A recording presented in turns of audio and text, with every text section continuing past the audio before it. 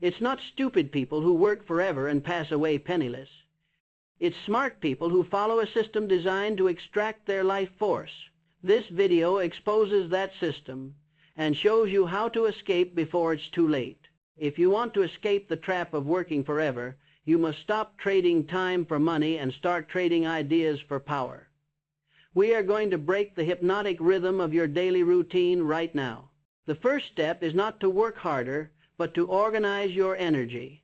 If you are ready to stop drifting, take the first step of the Carnegie Secret immediately. Write down exactly how much money you need and exactly what service you will render in return. Do not wait for the right time. The time will never be just right. You feel stuck, do you not? You possess a keen mind. You hold degrees, you have experience, and you know you are capable of achieving much more than your current circumstances reflect. You look at the clock, and you feel that gnawing anxiety that says, I have wasted time. I am behind. Is it too late for me? I tell you plainly, you are not too late, but you do not have time to waste. The average life is short enough without wasting precious years in confusion. Every hour spent without a definite purpose is an hour stolen from your future freedom. The tragedy I have witnessed in studying thousands of lives is this: the intelligence trap. It is the reason why smart, capable people work until their body gives out and still pass away with nothing substantial to show for their labor. The intelligence trap is the belief that effort alone, divorced from direction, will yield riches. It is the belief that because you are smart, the system will eventually recognize your worth without you having to define it. You mistake potential for achievement. You are waiting for recognition when you should be commanding results. The truth is, you are working forever because you are drifting. The intelligence trap, escaping the 95% who drift. I have spent a lifetime analyzing the methods of both success and failure, and the difference is stark. Statistics drawn from my analysis of over 16,000 individuals showed that a staggering 95% were classed as failures not because they lacked intelligence, not because they lacked ability, but because they had no definite purpose in life. They were simply drifting, waiting for life to bring them an opportunity instead of moving out to command one. This failure rate is not due to fate. It is due to a lack of organized planning. Chance favors only the mind that is prepared to receive it. The remaining 5%, the great successes, the Carnegies, the Fords, the Edisons shared one fundamental trait. They had a definite chief aim, and they backed it with a definite plan. Their success was never accidental. It was the result of the intelligent application of organized thought. They knew their destination before they took the first step. They understood that a vague hope attracts only vague results. You see, intelligence without direction is merely potential power, not actual power. You are like a brilliant steam engine sitting on a track without a destination. It can generate enormous power, but it will only burn up its fuel and go nowhere, eventually seizing up. The engine is magnificent, but the lack of a destination makes its strength a waste. Your wasted time is the fuel you are burning uselessly. This waste is the truest definition of poverty. You feel overqualified and underpaid because you are putting sufficient labor into your work to bring a substantial return. But because you lack a definite chief aim, your hard work yields only peanuts. You are earning what you are paid to do, not what you are capable of commanding, because you have never placed a definite price tag on your specialized value. You are selling your hours instead of your ideas. I once observed a peanut vendor on a street corner. He was busy every minute of the day. He worked diligently, efficiently, and with total honesty. If you only looked at his labor, you would say, there is a hard-working man destined for success. Yet he was a drifter on the sea of life. His energy was misdirected. He never stopped to ask himself, how can I organize this labor? How can I leverage this time? He was trading 1 hour of labor for a small profit and then doing it again. He never conceived of owning the shovel. He only thought of digging the hole. His efforts guaranteed activity, but never wealth. He confused motion with progress. The difference between a ditch digger and an executive is the organization of effort, not the amount of sweat. Contrast this with the story of Henry Ford. Ford had very little formal schooling. He was not what society would call an educated man in the traditional sense. But what he lacked in general knowledge, he made up for in one supreme quality: definiteness of purpose. He knew exactly what he wanted: to build a car for the masses. He then organized his limited knowledge and the knowledge of others into a mastermind group to execute that plan. Ford's education was found in his mind, not in a classroom. He understood that the ability to organize intelligence is worth far more than the intelligence itself. The peanut vendor had made an effort. Ford had organized effort. The difference between working forever and achieving freedom lies entirely in that distinction. Effort alone makes you a better employee. Organized effort makes you an owner. You tell yourself, "I'm smart, but I'm stuck." I say to you, you are stuck because you are smart enough to recognize opportunity, but not organized enough to seize it. You are relying on general knowledge, which is of little use in the accumulation of great money. Money is attracted to specialized knowledge that is intelligently organized and directed through practical plans. General knowledge is the floor. Specialized knowledge is the ceiling. You must become an expert in the field that serves your purpose. Your problem is not effort. It is definite chief aim. This is the first and most important step to escaping the treadmill. You must decide precisely what you want. The subconscious mind, which controls 95% of your actions, cannot act upon vague hopes and general wishes. It requires a blueprint. The subconscious mind is your greatest ally, but it requires explicit instructions. It acts on the dominant desire that is clearly defined and visualized. The greatest step you can take right now, a step that requires no money, only thought and courage, is this: action steps. Organizing your energy. Write out a clear, concise statement of your definite chief aim. This cannot be vague. It must include the exact amount of money you intend to acquire, the time limit for its acquisition, and the service or value you intend to render in return. For example, by January 1st, 2028, I will possess $50,000, which I will acquire in exchange for rendering the most efficient and valuable service in generating 50 qualified leads per month for local businesses through the application of my specialized systems. This statement is your contract with the universe. It must be written clearly, as if you were writing a legal document. This written statement focuses on the magnetic power of your mind. Place this statement where you will see it morning and night. Put it on your bathroom mirror, on your desk, or in your wallet. The physical act of writing it and placing it forces the crystallization of your purpose. It reminds you hourly of your command and prevents your mind from drifting back to comfortable mediocrity. This physical placement reinforces the mental command. Read it aloud, with emotion, morning and night, until it becomes the dominating thought in your consciousness. This is the application of autosuggestion. You are programming your subconscious mind to accept the purpose as a blueprint. This forces the entire machinery of your mind to move in a single, unwavering direction, attracting the necessary resources and ideas. This is the spiritual law of success in practice. Emotion is the catalyst that converts desire into faith. Stop drifting on the sea of life. 95% are doing that. Be among the 5% who take control of the rudder. The system of fear, the root of stagnation. Smart people pass away with nothing because they are paralyzed by the fear of poverty. This fear is the most destructive of the 6 basic fears that afflict mankind. It destroys initiative, paralyzes the imagination, destroys self-reliance, and makes you tolerate a life of mediocrity simply because you are afraid to take a necessary risk. Fear is the invisible architect of your current prison, and it thrives on your inaction. The cost of this fear is measured not in dollars, but in the loss of your potential. You use your intelligence, your great capacity for logic, to create alibis rather than opportunities.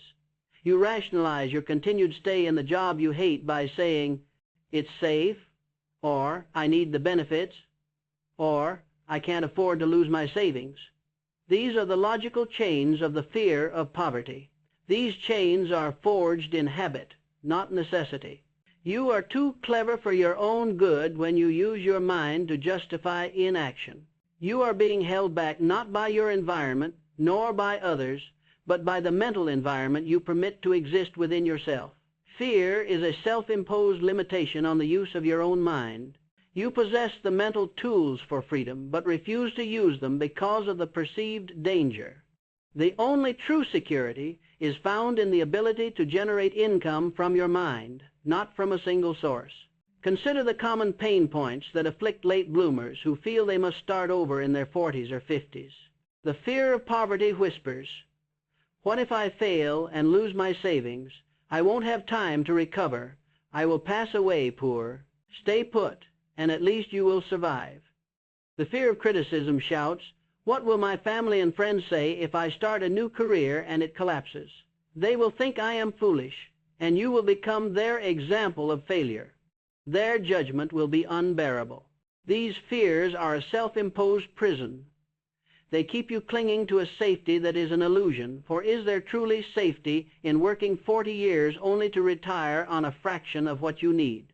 The lack of security in your job is often less terrifying than the prospect of facing the world alone with your own ideas, and so you remain in a safe place that slowly drains your life force. This slow mental drain is the true cost of fear. It is the difference between a quick, decisive end and a slow, crippling erosion of the spirit. The erosion of potential is the deepest poverty. I once met a homeless man in Chicago who was contemplating ending his life. He was convinced that the entire world and everybody in it had it in for him. He was paralyzed by the belief that he was a helpless victim of fate. His problem was not lack of resources, but an overwhelming feeling of victimhood.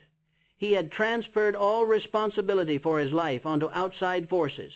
I stood him before a mirror and introduced him to the real me, the man who lived behind the eyes. I told him, "The only person who can save you, who can change your fortune, is the man staring back at you. That man is the master of your fate, the captain of your soul. Stop looking for alibis outside yourself." His greatest failure was looking outward for the cause of his suffering, believing external forces controlled his destiny. I showed him the one person he could truly command. That man recognized that his fear, his sense of persecution, and his misery were entirely self-created. He went out that very day, stopped feeling sorry for himself, and sold his services for a high salary. His entire environment shifted because his internal environment, his acceptance of the fear of poverty, had been broken. He commanded his mind, and his world obeyed. The moment he changed his self-talk, he changed his value. The spiritual seed of freedom is the acceptance of self-responsibility. You must stop using your intelligence to construct alibis. Alibis are the excuses we create for our lack of effort or our fear of making decisions. I cataloged 57 famous alibis that men use to delay success, and most of them center around fear. If I only had money, if I were younger, if I didn't have a family to support. These are merely the sophisticated excuses of the intelligent procrastinator. An alibi is a lie you tell yourself to maintain a comfortable failure. These are all monuments to the fear of poverty and the fear of criticism. If your toxic circle mocks your ambition, they are merely projecting their own fear of criticism onto you. Your environment is a choice you must now correct. You are too intelligent to permit such nonsense to dominate your life. You are not too late, but you do not have time to waste constructing excuses. Action steps. Breaking the chains of fear. Analyze your alibis. Take your definite chief aim statement and next to it, write down every reason, every excuse, and every alibi you have used over the last 6 months to delay action on that aim. Face them head on. Recognize that you created them. Then beside each alibi, write the truth. This is a monument to my own indecision and fear. This forces responsibility, which is the first law of leadership. Confronting your alibis is the first step toward self-mastery. Deliberately seek the company of people who influence you to think and act for yourself. This is essential to breaking the grip of the fear of criticism. If your current environment is composed of people who mock your ambition or discourage your initiative, you must find a new group, a mastermind group, that encourages boldness and praises action. This is the only way to insulate your mind from outside toxicity and maintain a positive mental attitude. A toxic environment poisons the seed of desire. Use autosuggestion to inoculate against fear. Every time you read your definite chief aim, immediately follow it by stating with great emotion, "I am free from the fear of poverty. I welcome risk and I act with decisiveness. I am the master of my fate." Repetition of this command will gradually crowd out the mental debris of fear. You must speak the language of the man you intend to become. You must constantly program your mind for courage.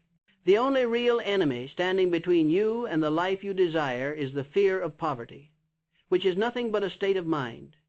You command the mind, command it to be free. I know this message is difficult to hear, but you came here seeking truth, not comfort.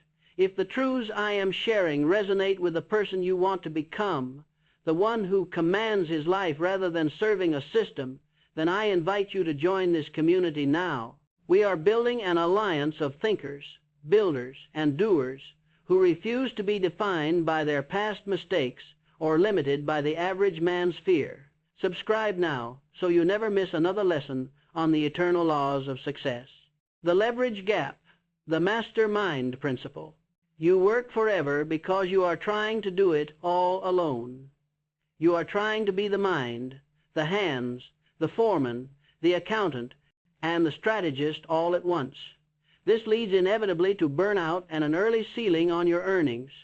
Individual effort, no matter how great, is inherently limited by the clock. You cannot outwork the principle of organized cooperation. Your genius lies in delegation and coordination, not exhaustion. I tell you plainly, power is organized effort, and no individual has sufficient experience, education, time, or specialized knowledge to ensure great success without the cooperation of others. You must stop trading only your own time for money and start leveraging the mastermind principle. The mastermind is the solution to isolating yourself from fear and the inability to escape the treadmill alone. It is the key to multiplying your time and knowledge. It is the difference between relying on one candle and controlling a dozen. The leverage gap is the distance between what you can accomplish alone and what you can accomplish with a coordinated group. The man who works without a mastermind must trade his energy and time directly for money. The man who uses the mastermind trades ideas and plans for power and wealth, thereby multiplying his output exponentially. The mastermind is your mental bank, where you can borrow infinite specialized knowledge. The capital is knowledge, and the interest is power. The mastermind principle is simple. It is the coordination of knowledge and effort between two or more people in a spirit of perfect harmony for the attainment of a definite purpose. The economic advantage is self-evident. You multiply your power instantly by accessing specialized knowledge that took others a lifetime to acquire. But the spiritual advantage is even greater. The union of minds creates a third. Invisible force, a higher intelligence that guides the group to success, providing insights that no single mind could reach. This synergy is what creates the true genius of the great industrialist. This power is available to any individual who can demonstrate cooperation and leadership. If you have hit a ceiling in your earnings, if you feel isolated in your ambition, and if you are constantly burning out, it is because you have violated the mastermind principle. You have taken on too much personal responsibility for specialized tasks that should be delegated, outsourced, or organized through others. You are paying a steep price for the illusion of total self-reliance.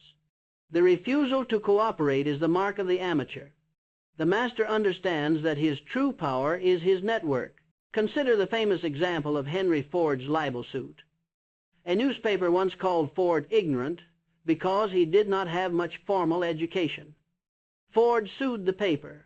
During the trial, the opposition lawyer tried to embarrass Ford by asking him complex, general trivia questions. Ford admitted he could not recall the exact date of the American Revolution, but he delivered a lesson in organized knowledge that silenced the court. Ford explained that his desk had a row of electric push buttons. By pushing a button, he could summon the best specialized knowledge in the world, experts in history, accounting, manufacturing, and law, to answer any question he had. He said, "I do not clutter my mind with facts, for I can hire men who have that specialized knowledge, and I can summon them instantly." He did not need to be the brain. He needed to be the organizer of brains.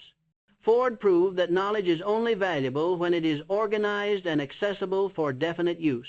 Ford did not clutter his mind with facts. He organized specialized knowledge into a mastermind group to supply them. The ignorant man, the man who is stuck on the treadmill, is the man who tries to know everything and do everything himself. The truly powerful man is the one who knows where to find the knowledge and how to organize the men who possess it. You must stop hoarding your time and knowledge and start trading in cooperation. The mastermind is the single greatest tool for leverage against the tyranny of time. It is how you achieve more in 10 years than the lone worker can achieve in a lifetime. The mastermind is your key to economic immortality because your plan continues to execute through others. Action steps. Closing the leverage gap. Form a friendly alliance with people who possess the specialized knowledge you lack. Do not limit this to people who work for you. Find people who complement your weaknesses. A decisive person if you procrastinate, a detailed planner if you are too broad, a visionary if you are too focused on the routine. This alliance must be intentional, not accidental. Your goal is a perfect balance of temperament and knowledge. Identify gaps in your skills and find the people who fill them with specialized excellence. Meet with this group at least twice a week. The power of the mastermind is not the initial agreement, it is the perfect harmony you maintain.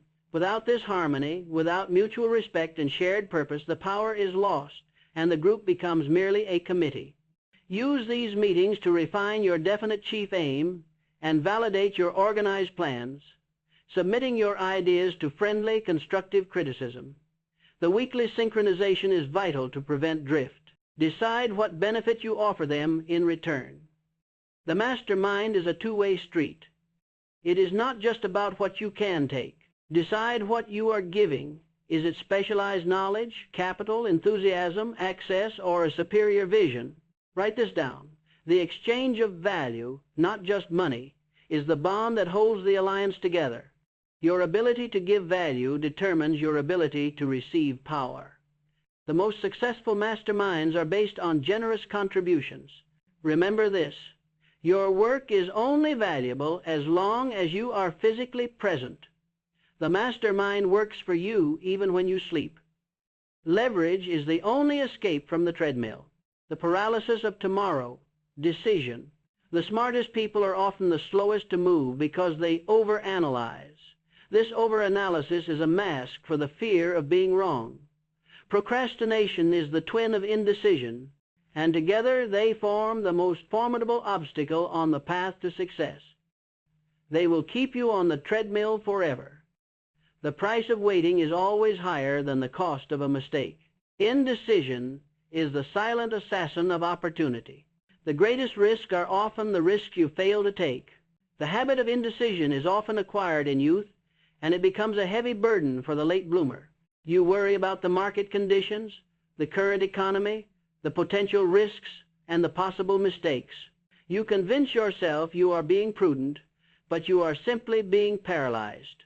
Prudence is acting decisively on incomplete data. Paralysis is waiting for certainty that never arrives. The only thing you gain from waiting is regret. The masters of great fortunes adopted the habit of reaching decisions promptly and changing them slowly. The 95% who work forever adopt the opposite habit. They reach decisions slowly, if at all, and change them frequently, often at the urging of others.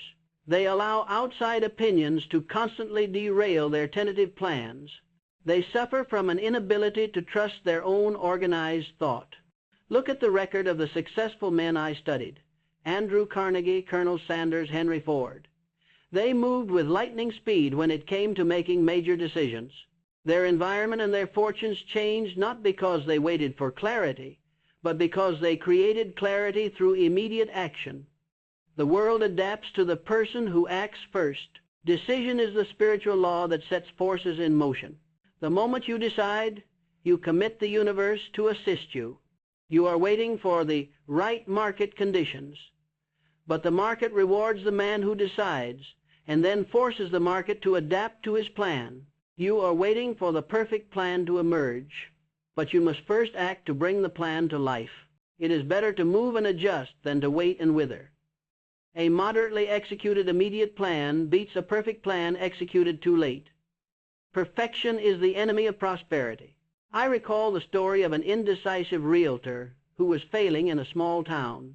He was intelligent, but his mind was cluttered with the debris of fear and delay. His office was a mess, and he looked defeated. A traveling salesman, a man of decisive action, confronted him, telling him his office was a disgrace and he looked like a failure because he dodged every major decision. The realtor was shocked, insulted, but the truth struck him. He immediately took the salesman's advice, cleaned out his office, packed his bags, moved to St. Louis, and focused his entire energy on a new, definite aim. He became a great success. He had to be insulted into making a decision. The pain of the confrontation was less than the pain of his stagnation, and the promptness of his decision activated his inner power. He traded the comfort of inertia for the power of movement. The insult was the necessary shock that broke the hypnotic rhythm of his failure. Indecision is destructive because it gives your subconscious mind no command to execute. When the commander of the mind says, "I'll decide tomorrow," the entire machinery of the brain shuts down and your life drifts backward. Do not mistake listening to everyone's opinion for prudence. The men who achieve greatness keep their own counsel. They tell the world what they intend to do, but they first show it. Deeds, not words, count most. Your silence while you act is your greatest strength. Let your results announce your decisions. The world judges the depth of your conviction by the speed of your decisions. You are not too late, but your continued procrastination is creating a debt of time that you can never repay. Action steps, destroying indecision. Adopt the habit of reaching decisions promptly. Practice this with small choices: what to eat, what to wear, which task to tackle next. Force yourself to make a choice and stick with it for a day. The goal is mental muscle memory for action.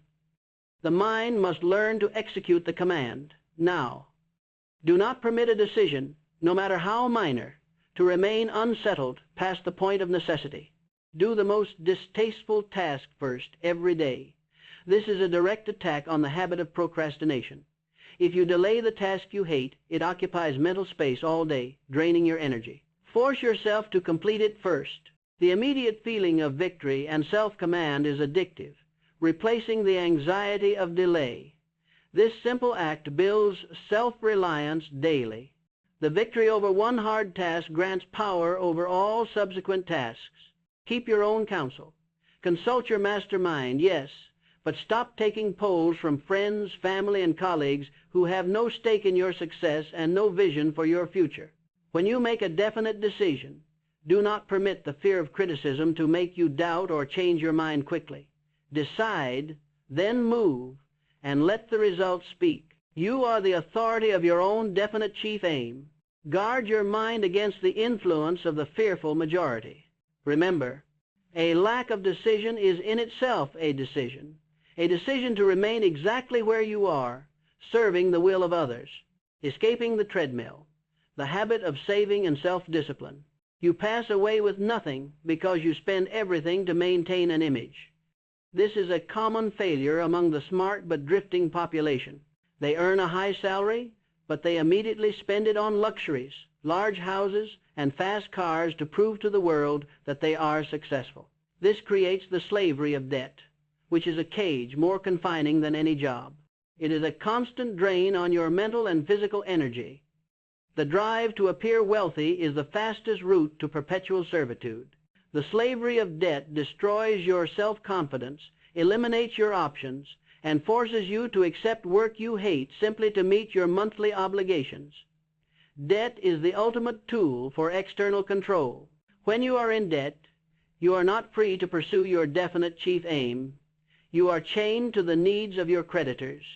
You are perpetually working for the past. The master who profits is not the one who signs your paycheck, but the one who holds your debt. Freedom is impossible while the whip of debt hangs over your head. You must master the habit of saving, not just for the money, but for the self-control and faith it builds. The money saved becomes the immediate seed money for your escape, but the discipline gained is priceless. Saving is the practice of delayed gratification applied to your deepest desire. The ability to deny a small pleasure now is the proof of your capacity for greatness later. The habit of setting aside a definite portion of your earnings demonstrates to your subconscious mind that you are serious about your future and that you are willing to make a sacrifice for long-term vision.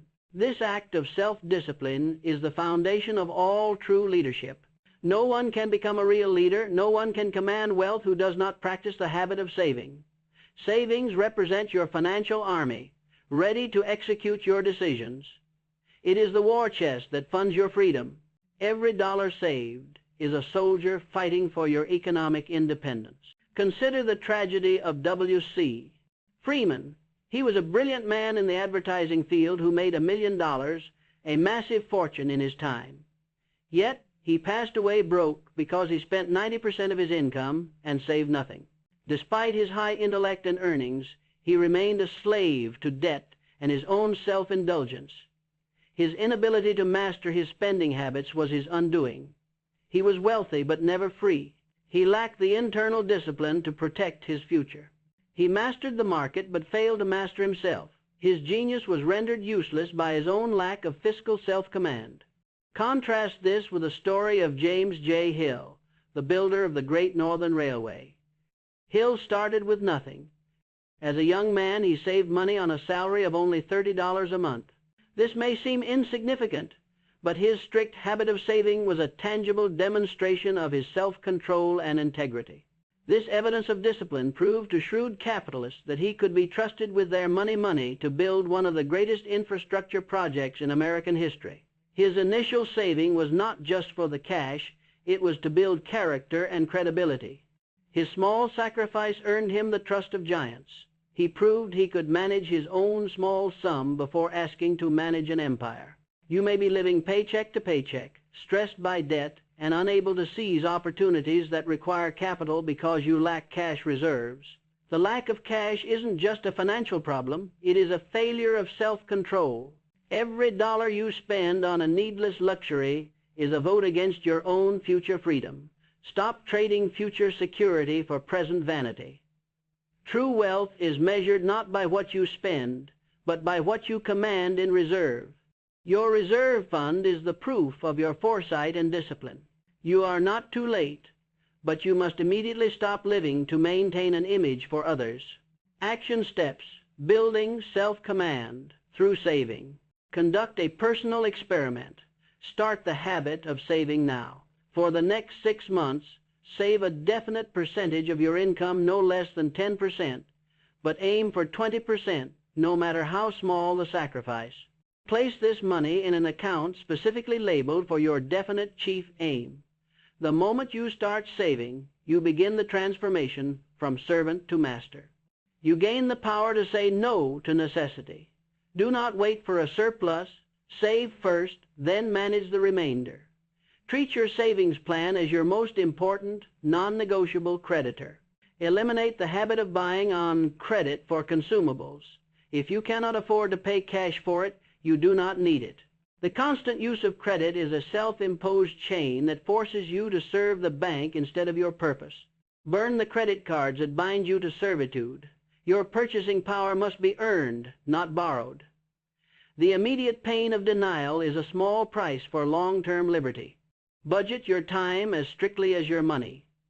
You are wasting time on entertainment and distractions that add no value to your definite aim. Conduct a time audit for 1 week. Write down every hour you spend on non-productive, non-restful activities. Then immediately reallocate those hours to organized planning, acquiring specialized knowledge, and building your system. Time is your most precious currency. Stop trading it thoughtlessly. Time is the only asset that cannot be replaced. Manage your attention as if it were the most valuable resource you possess. The disciplined control of your money and your time is the outward manifestation of self-control. And self-control is the first step toward commanding the respect of the world and attracting great wealth. I know many of you watching this feel the sting of wasted time and lost years. If you have listened this far, it means you have the courage to change. I want you to make a public declaration of your intent right now.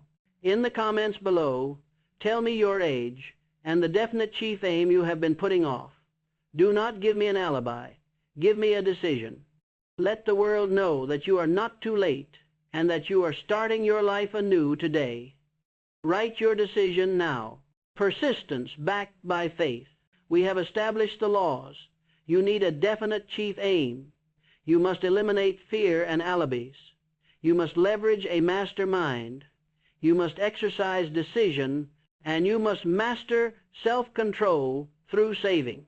But all of these laws will fail if they are not fused together by the single most important quality, persistence. Persistence is the sustained effort necessary to induce faith, your unwavering belief in your own ability to carry out your plan. It is the one quality that separates temporary failure from absolute success.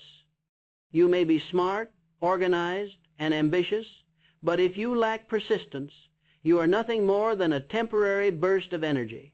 Persistence is to the mind what organized effort is to the plan. It is the engine that converts desire into reality. Without persistence, desire is nothing more than a wish. The person who works forever and passes away with nothing is the one who stops 3 feet from gold. He accepts the temporary defeat as a final failure. I tell you, every great fortune in history was built on the ashes of what the timid mind called failure. The testing period, the moment when you feel like giving up, is often the immediate prelude to breakthrough. The universe tests your conviction before granting the reward. When the path seems darkest, you are often closest to the light. You are not too late, but you must understand that the time you feel you have wasted is often just the necessary prelude to the final winning effort.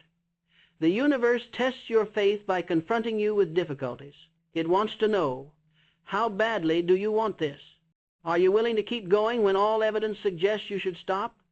You must be willing to walk through the fires of temporary defeat. Only the persistent mind can harness the infinite intelligence of the universe. Persistence is born of 4 key ingredients: a definite purpose, a definite goal, which is clearly written; a definite plan, organized steps, which is backed by action; a mind closed to negative influences, insulation against fear and criticism, which protects your internal environment; a friendly alliance, the mastermind, which supports your conviction. When these 4 are present, persistence becomes a cosmic force. It is the rhythmic, hypnotic repetition of these actions that locks in success. Think of Thomas Edison. He worked with extraordinary persistence to develop the incandescent light bulb. He did not achieve success on the first attempt, or the 100th, or the 1000th. When asked about his failures, he famously said, "I have not failed. I have just found 10,000 ways that won't work." His mind was closed to the possibility of permanent failure. He was operating under a faith so profound that every temporary defeat was merely a clue, a step closer to the solution. He saw setbacks as a lesson, not a sentence. His persistence was a deliberate scientific method. He leveraged failure as a tool for progress. The late bloomer often lacks persistence because they fear they are running out of time. This fear causes them to look for the easy, quick path, and when that path ends, they give up. I tell you, there is no easy path. There is only the persistent path. You are not fighting time. You are fighting the weakness in your own mind that urges you to stop. Every time you consciously force yourself to persist for 5 minutes longer than you want to, you are strengthening your mind and building the character of a master. The habit of follow-through is the habit of wealth. Build your mental endurance as surely as you build your savings. Persistence is the final guarantee of victory. Action steps, fusing faith with persistence. Form the habit of completion. Every day, start one task that you know will be challenging and force yourself to finish it, regardless of how distasteful it is. This is not about the task itself. It is about establishing the habit of follow-through. Never leave a project unfinished simply because the path grew difficult. Small daily completions lead to massive final results. Commit to finishing what you start, no matter the difficulty. Use autosuggestion to affirm persistence. Every morning, read your definite chief aim and immediately follow it with an affirmation like this: My purpose is fixed. I am immune to temporary defeat. I possess the persistence necessary to achieve my aim, and I will not stop until my objective is reached. Say this with the greatest emotion to program your subconscious for victory. The mind cannot distinguish between repetition and reality. Reprogram your mind to see temporary defeat as a necessary stepping stone. Audit your master mind for persistence. If your closest associates are people who give up easily, they will undermine your efforts through suggestion. Ensure the members of your mastermind group are examples of unwavering persistence, as this quality is contagious. Surround yourself with evidence that giving up is optional. Choose the environment that reinforces your will. Let the strength of your mastermind be a firewall against doubt. Persistence is the key to activating faith. And faith, coupled with organized planning, is the only force that can attract great riches. If you know a friend, a colleague, or a family member who is smart, talented, but feels they are wasting their time and are falling behind, you owe it to them to share this video now. You can be the catalyst that breaks their pattern of drifting in fear. Send them this lesson on the intelligence trap and the law of definite purpose. Help them realize that they are not too late. The final command. Let us now bring every law, every truth, and every warning to its final command. You are not a creature of routine. You are a creature of command. You are not too late, but you do not have time to waste living the life the world designed for you, a life of perpetual labor culminating in dependency.